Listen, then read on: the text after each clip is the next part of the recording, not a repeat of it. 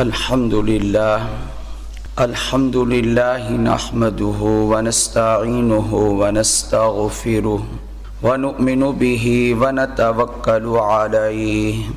ونعوذ بالله من شرور أنفسنا ومن سيئات أعمالنا من يهده الله فلا مضل له ومن يضلله فلا هادي له ونشهد أن لا إله إلا الله وحده لا شريك له ونشهد أن سيدنا ومولانا محمدا عبده ورسوله أما بعد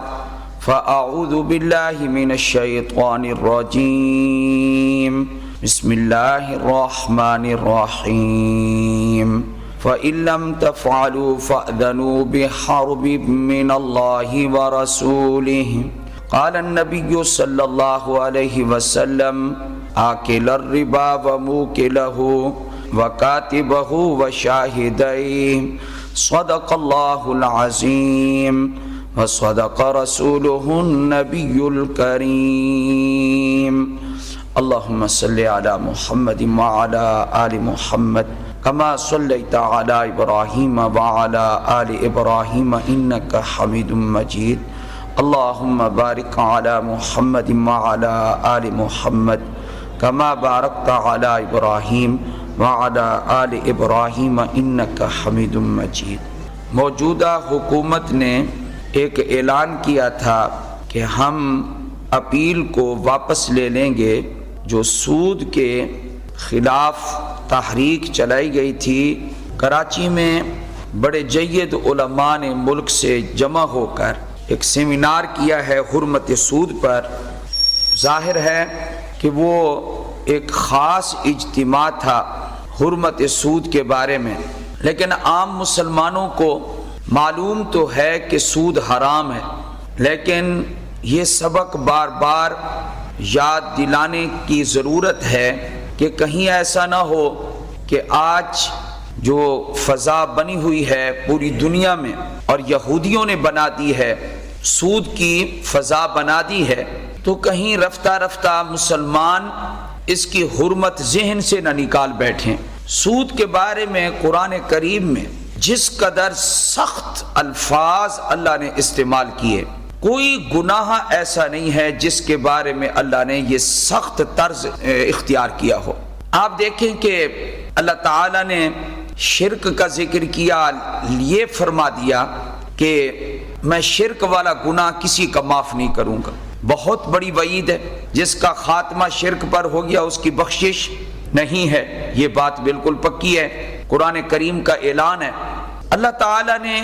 زنا کا ذکر کیا، فرمایا وَلَا تَقْرَبُوا الزِّنَا إِنَّهُ كَانَ فَاحِشًا، یہ بے حیائی ہے، اس کے قریب نہ جاؤ۔ اللہ تعالیٰ نے زکوٰۃ نہ دینے والے لوگوں کا ذکر کیا، سَيُطْوَقُونَ مَا بَخِلُوا بِهِ يَوْمَ الْقِيَامَةِ، قیامت کے دن یہی مال ان کی گردن میں سانپ بنا کے، گلے کا ہار اور توق بنا کے ڈالا جائے گا۔ یہ قرآن کریم میں موجود ہے۔ مختلف سزائیں ہیں، مختلف انداز ہے، لیکن جو اللہ نے سخت انداز اختیار فرمایا سود کے بارے میں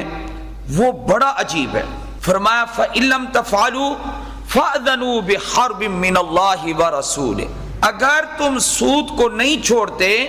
تو پھر اللہ اور اللہ کے رسول کے ساتھ جنگ کے لیے تیار ہو جاؤ۔ یہ اصل میں بہت بڑی دھمکی ہے سود خوروں کے لیے، اور سود لینا دینا دونوں حرام ہے، اور یہ دونوں کے لیے وعید ہے۔ اس لیے جو سودی لین دین ہے یہ اللہ کے نزدیک کتنا برا ہے، اسی سے آپ اندازہ لگا لیں کہ اللہ اس کو کیا فرما رہے ہیں، یہ اللہ اور اللہ کے رسول کے ساتھ جنگ ہے۔ امریکہ کے ساتھ جنگ کرنا پھر آسان ہے، برطانیہ سے جنگ کرنا آسان ہے، جاپان سے جنگ کرنا آسان ہے، جی روس سے جنگ کرنا آسان ہے۔ روس نے افغانستان کے ساتھ جنگ کی ہے 20 سال، لیکن اس کو شکست ہوئی ہے۔ سپر طاقت دنیا کی شکست کھا سکتی ہے، لیکن دنیا میں کوئی بھی ایسی طاقت نہیں ہے جو اللہ اور اللہ کے رسول کے ساتھ جنگ کر سکے۔ اس لیے کہ اللہ اور اللہ کے رسول کے ساتھ جنگ کی طاقت کسی کو ہے ہی نہیں، کوئی کر ہی نہیں سکتا۔ اس لیے سود سے بچنا ہے، اور خود بچنا نہیں صرف، بلکہ لوگوں کو بھی کہنا ہے کہ تم بچ جاؤ۔ بڑا آسان طریقہ لوگوں نے اپنا رکھا ہے، سرکاری ملازمت ہوتی ہے، جیسے اس کو پینشن ملتی ہے، اپنی رقم بینک میں رکھوا کر مزے سے کھا رہے ہیں اور پھر رہے ہیں اور کہتے ہیں یہ تو حلال ہے۔ اچھا، تسبیح پہ تسبیح بھی کھڑکائے جا رہے ہیں جی، اور سارے کام کیے جا رہے ہیں، ماتھے پہ محراب بھی ہے، سب کچھ ہے، لیکن ادھر سود بھی کھایا جا رہا ہے۔ یہ بے عینی ہی یہ سود ہے، یہ حرام ہے، یہ ناجائز ہے۔ اس لیے آپ اس سے بہتر ہے کہ چھوٹی موٹی ریڑھی لگا لیں، آپ بڑا گھر نہ بنائیں، آپ بڑی گاڑی نہ لیں، آپ ذرا دنیا کی چیزوں میں مقابلہ بازی نہ کریں، آپ صرف اپنا صبح و شام کا گزارا کریں اور آپ سود سے بچیں۔ یہ کیا بات ہوئی کیا کہ وہ ہم سے بڑھ گئے، انہوں نے 2 کوٹھیاں بنا لی تو ہم 4 کیوں نہ بنائیں، انہوں نے 2 کاریں لے لی تو ہم 8 کیوں نہ لیں، ہمارے بچے فلاں سکول میں کیوں نہ پڑھیں۔ یہ جو تمام خیالات ہیں یہ نکالیں، یہ جو اوپر کی ایک دماغی مالی خلیہ ہے اس کو نکالیں اور یہ سمجھیں کہ کیا ہم یہ جو سودی پیسے سے اپنی اولاد کو پڑھا رہے ہیں یا اپنے گھر کا خرچ چلا رہے ہیں، اس پر لعنت کتنی برس رہی ہے۔ یہ زندگی رحمت والی تو نہیں ہو سکتی، یہ لعنت والی زندگی ہے، اور اللہ اور اللہ کے رسول کے ساتھ اعلان جنگ ہے۔ یہ یاد رکھیں، میں نے نہیں دیکھا کہ کوئی سودی کاروبار کرنے والا شخص اس کا انجام اچھا ہوا ہو۔ سودی کاروبار والے کے بارے میں ایک حدیث پاک سناتا ہوں۔ نبی پاک صلی اللہ علیہ وآلہ وسلم کا ارشاد گرامی ہے، الربا وان کثر، ربا اگرچہ زیادہ کیوں نہ ہو، سود اگرچہ زیادہ کیوں نہ ہو، لگے گا تو صحیح، ظاہر ہے کہ سودی کاروبار کرنے والا ابتدا میں تو پھلتا پھولتا نظر آتا ہے، موٹا ہوتا ہوا تو نظر آتا ہے آپ کو، لیکن اللہ کے نبی صلی اللہ علیہ وآلہ وسلم کا ارشاد ہے اگرچہ سود کا پیسہ بہت زیادہ کیوں نہ ہو جائے، فرمایا فَإِنَّ عَاقِبَتَهُ إِلَىٰ كُلٍّ، اس کا انجام قلت کی طرف ہے۔ وہ ایک وقت آئے گا اللہ اس کو زیرو کرتا جائے گا، صفر کرتا جائے گا، آخر کنگال ہو جائے گا وہ، اور اس وقت وہ مانگنے پہ، بھیک مانگنے پہ مجبور ہو جائے گا، لوگوں کے سامنے دستے سوال دراز کرنے پہ مجبور ہو جائے گا۔ میری ایک بات آپ یاد رکھیں، جب تک آپ لوگ یہ نہیں سمجھیں گے کہ سودی کاروبار کو رواج دینے والے کون ہیں، پوری دنیا میں جو سود چل رہا ہے، پوری دنیا میں سودی کاروبار کو پھیلانے والے اور رواج دینے والے یہودی ہیں۔ جتنے بینک ہیں سارے کے سارے یہودیوں کے زیر اثر ہیں۔ یہودی یہ نہیں چاہتے کیا ہماری سلطنت قائم ہو، ہماری حکومت قائم ہو، وہ یہ چاہتے ہیں کہ ہم سود پوری دنیا میں قائم کر کے پوری معیشت پر ہم قبضہ کر لیں، ہمارے پاس پیسہ بہتات ہو، پیسے کی فراوانی ہو اور ساری معیشت پر ہمارا کنٹرول ہو۔ وہ یہ چاہتے ہیں حکومتیں آپس میں لڑتی رہیں، کچھ کرتی رہیں، لیکن معیشت ہمارے قبضے میں ہونی چاہیے۔ تو یہ سود کا جو کاروبار ہے یہ مسلمانوں کے اندر کنہوں نے داخل کیا؟ یہودیوں نے۔ اس وقت پاکستان پہ جو قرضہ ہے یا قرضے چڑھتے جا رہے ہیں یا سود چڑھتا جا رہا ہے، اس کی لعنت کا سبب کیا ہے؟ سودی ہے، اور سود کو رائج کرنے والے وہ کون ہیں؟ وہ یہودی ہیں۔ اب آپ یہ دیکھیں کہ مسلمان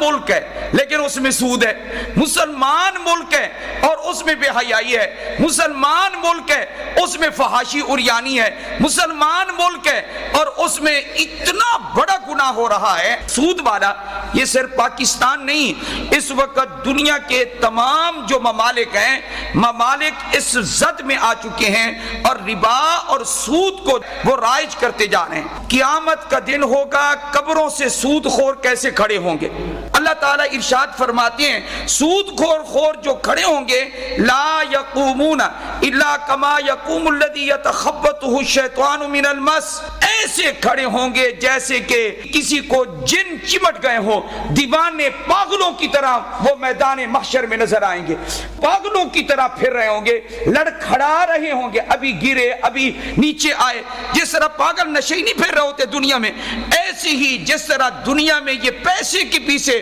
جو ہے یہ دیوانہ ہو گئے تھے، اللہ تعالیٰ قیامت کے دن ان کو پاگل اٹھائے گا، اللہ تعالیٰ ان کی عقل کو خراب کر دے گا، اور اس وقت پتہ چلے گا کیا کہ پینشن کا پیسہ جمع کروا کے، اور کہتے ہیں اصل پیسہ تو ہمارا محفوظ ہے، پرافٹ آ رہا ہے، پرافٹ ہم کھا رہے ہیں، پرافٹ نہیں کھا رہے، آگ پیٹ میں بھر رہے ہیں، یہ پرافٹ نہیں کھا رہے آپ۔ الحمدللہ یہاں پر میں نے کئی مرتبہ جب بیان کیا، ہمارے ہی ایک نمازی نے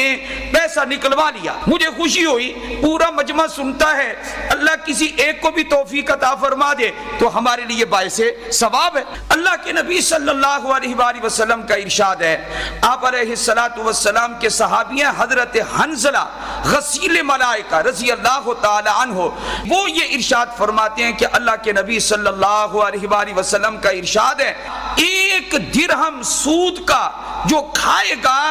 36 مرتبہ اپنی ماں کے ساتھ زنا کرنے کے برابر ہے۔ چھوٹا موٹا زنا نہیں ہے، بہت بڑا زنا ہے، اس لیے یاد رکھے آپ حضرات، اس گناہ کو کوئی چھوٹا گناہ نہ سمجھے، سود حرام ہے۔ صبح و شام کی روٹی مل جائے آپ کو، آپ کے بچوں کو اسی پہ گزارا کریں، ہماری کپڑے تھوڑے بنا لیں، جوتے شوتے تھوڑے بنا لیں، تھوڑی تعلیم حاصل کر لیں، لیکن تعلیم تھوڑی حاصل کریں، مسلمان کامل بن جائیں، مسلمان کامل بن جائیں۔ اگرچہ تعلیم آپ کی تھوڑی ہو، کمپیوٹر آئے یا نہ آئے، لیکن آپ کا بچہ 5 وقت کی نماز پڑھتا ہو، اس کو حلال و حرام کی کیا ہونی چاہیے؟ تمیز ہونی چاہیے۔ یہ چیزیں اپنانی چاہیے مسلمانوں کو، پھر دیکھیں ہمارے گھروں میں کتنی برکت پیدا ہوتی ہے۔ اللہ ہمارے آٹے میں بھی برکت پیدا فرمائے گا، اللہ ہماری سالن میں بھی برکت پیدا فرمائے گا، اللہ ہماری زندگی میں بھی برکت پیدا فرمائے گا، اگر ہم لوگ حرام سے بچیں گے اور محفوظ رہیں گے۔ آپ حضرات کو میں ایک بات کہنا چاہتا ہوں، ہماری کسی سے کوئی ذاتی عداوت اور دشمنی نہیں ہے، کیونکہ ہم منبر رسول پر بیٹھتے ہیں، اگر ہم یہ کام کر دیں تو پھر تو کام بن گیا، پھر تو ہم نے وقت گزار لیا۔ لیکن بعض لوگوں کا پسندیدہ لیکچرار ہے، اس کا یہ نظریہ